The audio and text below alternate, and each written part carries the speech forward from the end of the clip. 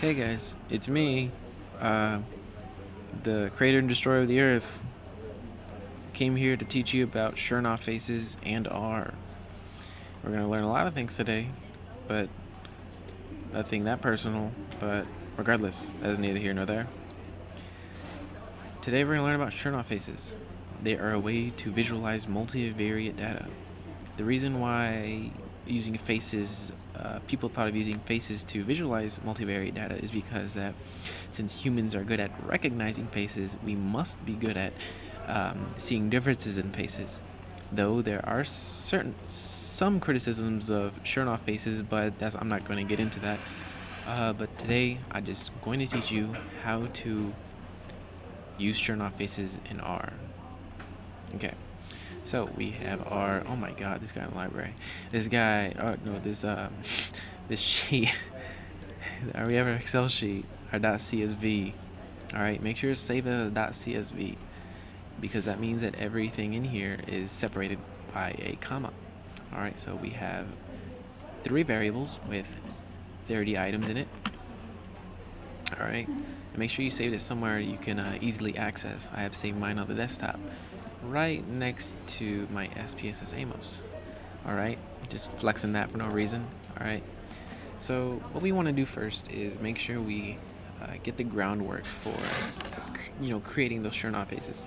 So let's go ahead and install the package that has a Chernoff face. So it's install, it's all caps, packages, Apple pack, and then so that's the line to install it. But just because we install it in R does not mean that we are telling R to use it. So we need to make sure to always make sure that R is going to use it. So when the line of code to do that is library or library, whatever you want to say. Library Apple Pack. And so now that we have sort of set up the environment, what we need to do is to call the data into R or read the data into R. Alright, so since we're dealing with Chernoff faces, I don't really deal with Chernoff faces. The only faces that I sort of deal with are blue faces. So I'm going to name my data set blue faces or blue face. And then after that, you would need to figure out how to read that into R. Alright, so it's read, since it's a .csv, it's a read.csv. If it was .txt or something else, like it would be something else. And then we would then need the file path. So to get to the file path, you would open the File Explorer. Since it's in my desktop, go to desktop. Okay, you would then highlight, what did I call it again? Ah yes, faces. You would then copy path, Control V, bada boom, bada bing, you got it. Since we have headers on our data, right? Let me show you. We got headers, var A, var B, var C. We need to let R know to make sure not to treat it as an integer or whatever, or force it to be what. Anyways, header equal true. Since it's separated by commas, it'd be sep equals comma. So one last thing that we need to always remember is that R does not like it when you put in backslashes. So we need to put in forward slashes. For some reason, when you enter backslashes, R pulls up on you, shoots you 20 times, and says, "You better not use backslashes again, or I'll come back and steal your left toe." Anyways, so if I were to read that right now, just this line, it would be in our environment. So if I were to do in the console blue face, boom, right there. You already know, like we had in the Excel, all of our data. So what we need to do is make faces. So in the package Apple Pack, not in standard default R, but in the package Apple Pack, there's a function called faces.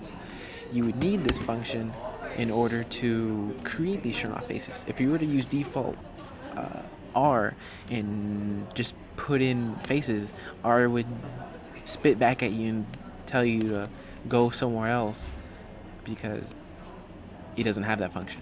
So make sure to call your your data frame with all the data in it, blue face. What is it again? Blue face. Since we need columns 1 through 3 all together, like that. If it were a row, it would be like this, but no, not today. And then through 3. All right. So, since we have everything done, if I were to run this, I'm not going to install packages because I already did that. It's already in my environment. But if you're using default R, not RStudio, you would need to run the install packages again. Anyways, here's library.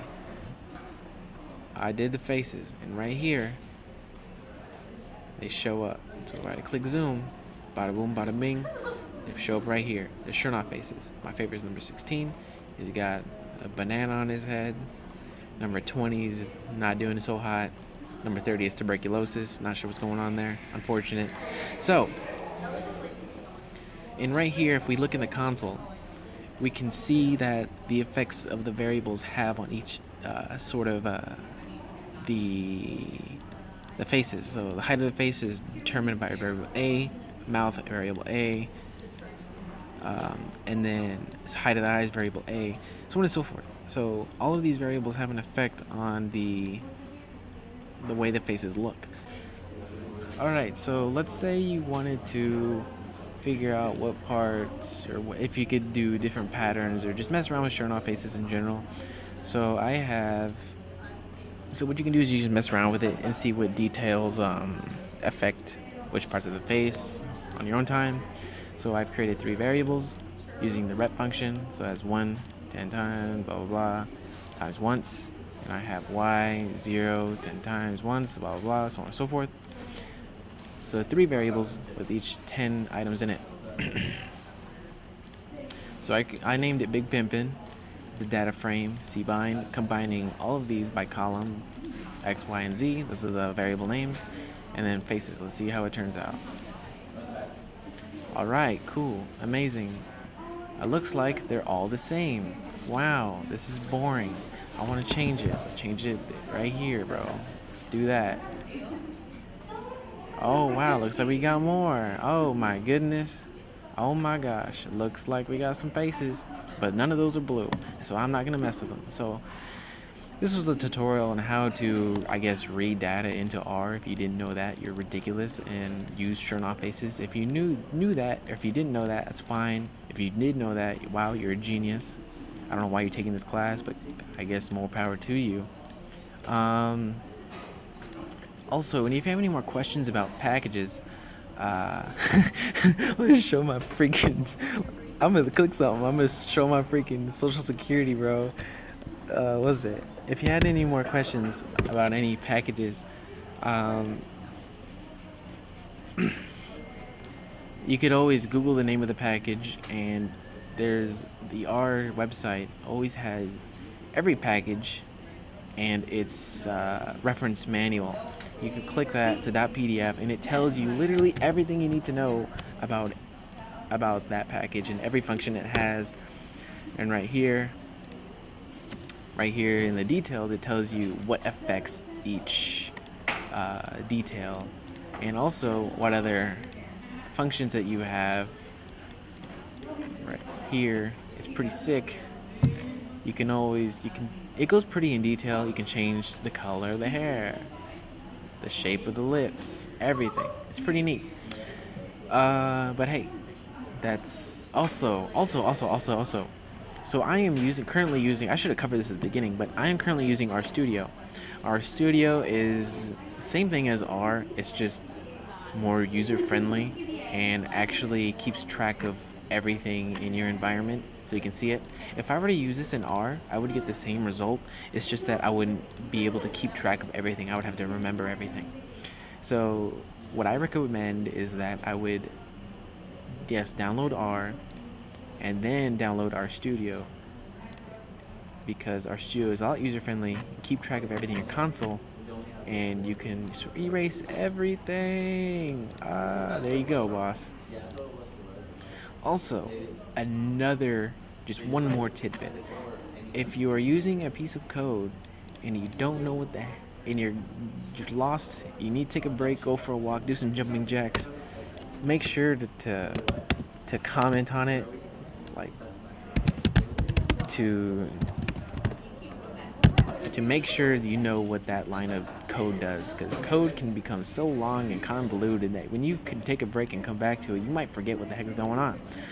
And also, when you do that, copy, paste that into a text file or whatever the heck, save it as whatever, Chernoff faces, save it, give it to somebody else, don't give it to somebody else, share the love. But anyways, this was my tutorial on how to use Chernoff faces in R. And so yeah, show this video to your grandma.